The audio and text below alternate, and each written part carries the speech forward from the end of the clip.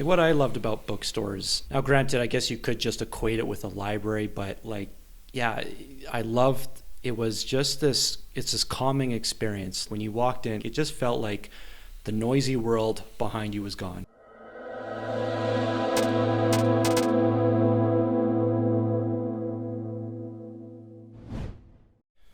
Bookstores, they're hanging in there. They're Somehow.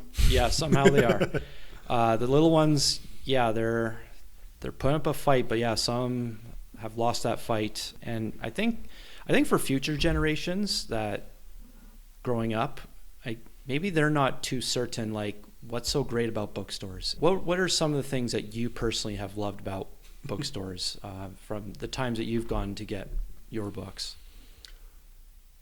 Well, you could say that some of the things that made a bookstore great also make a library great.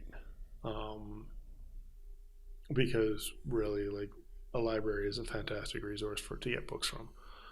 Now, when I wanted to start building my specific collection of books, which that actually started, thankfully, in junior high. I had a great English teacher that was saying that creating a collection of books that you really enjoy is a good thing. That's one thing that I think I'm going to keep with me, and even though I have books on e-reader, like if I really enjoy the book, I will go out and I will pay the money and I will get a paper copy, just because if I want to go and I want to sit down and read that book, I'd rather probably read it in the paper copy.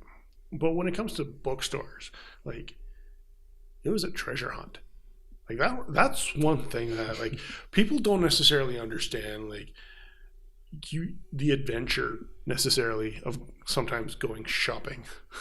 Like, so I remember as a kid, and I didn't really buy a lot of books as a kid, but there were a couple sales that I specifically remember.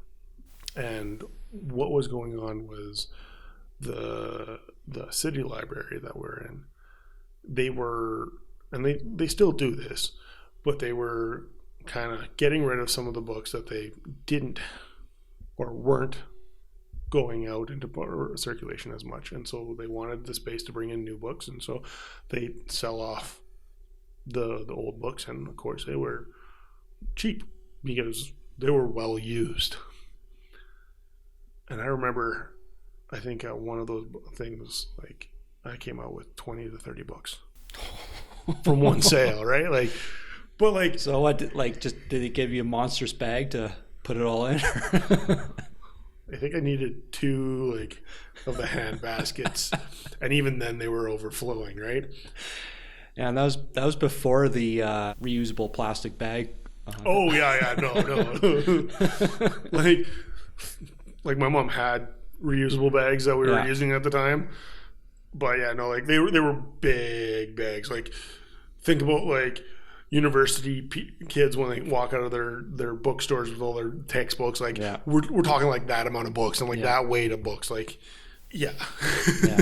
But it was such an adventure because I was not looking online for reviews on books. I was not looking on that. You pick up a cover or a book, you judge it by its cover, and then you flip it around and you read that short little insert at the back. What is this book about? And then if it passed kind of those 2 criteria, then it was like, okay, am I going to spend the money and actually see if this book is worth it? You know, I kind of miss that a little bit. Like, I walk into a bookstore now and usually I'm walking into a bookstore because there's a book I already know I want. So it's either part of a series that I'm reading and I just want, or it's a recommendation from someone else, and I've probably looked it up and read reviews and stuff like that. So it's there, but there are occasions where I just walk into the bookstore and be like, I want a book. Don't know what I'm going to be doing, whatnot, and I started perusing, and it's just like, oh hey, what does this title tell me? And then looking at the art, and really, for me though, it's usually the title of the book that is more important than the art But Oh, having good art does not hurt at all. But yeah, if it's the well, it's so competitive now. You need like a really good cover art. I know that's the old adage: don't judge a book by its cover. But it's kind of now it's becoming a little bit. At least the cover gets the first impression. At least, like yes, and still like some of the books I've read, they're not necessarily that involved in their cover art. I remember one, it's a sword, like literally just sitting on a table, kind of like there's a little bit more detail like that. Like it's good cover art, at least what I think. But like it's nice, it's clean, it's precise, it's specifically what the book is about. But if you're looking for like action or like something that grabs your attention, it's not really like that. mm-hmm. But that's the first book in a series that A, it's a long series, and B, it's a well done series. Like what I loved about bookstores. Now, granted, I guess you could just equate it with a library, but like, yeah, I loved. It was just this. It's this calming experience when you walked in. It just felt like the noisy world behind you was gone, and it just felt calming. Maybe it's just me. Maybe I just get a little bit anxious, maybe easier than others with the busyness and the loudness. But I think that's what I've always loved about bookstores and even libraries for that matter. It was just this calming experience, and like, yeah, you didn't feel rushed. You could just take your time, read a few chapters. You almost felt like, yeah, I'm walking out with a book.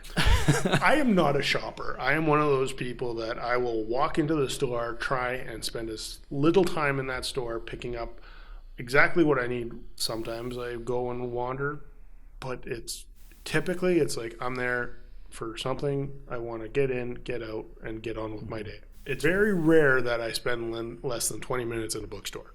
Even if I go in, get the book I want, I usually at least kind of do a glance around to see if anything else catches my eye. Just because you so want what the potential. Like there's so much potential.